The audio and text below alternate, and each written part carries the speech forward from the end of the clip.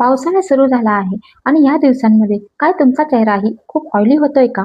काय तुमच्याही चेहऱ्यावर खूप पिंपल्स येत आहेत का? आणि त्यामुळे तुमचा चेहरा देखील खूप डल असा दिसत आहे का?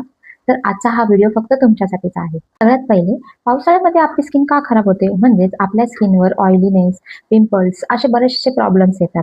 तर असं का होतं हे मी तुम्हाला सांगते. आपलं जे स्किन केअर रुटीन आहे हे थोडंसं बदलणं खूप गरजेचं आहे.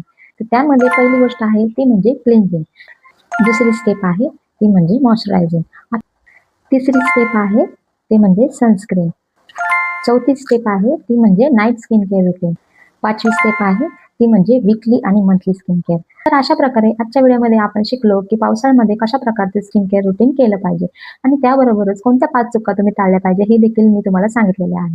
आणि सगळ्यात महत्त्वाचं म्हणजे 5 बोनस टिप्स सांगितलेल्या आहेत. त्या तुम्ही नक्की फॉलो करा. त्यामुळे हा व्हिडिओ तुम्हाला नक्की आवडला असेल अशी मी आशा करते. आणि व्हिडिओ आवडला असेल तर लाईक करा, शेअर करा, सबस्क्राईब करायला विसरू नका. पुढच्या व्हिडिओमध्ये आपण शिकणार आहोत की पावसाळ्यामध्ये लॉंग लास्टिंग मेकअप कसा करायचा आहे. सो त्यामुळे पुढच्या व्हिडिओमध्ये भेटूया. तोपर्यंत बाय बाय. Take care.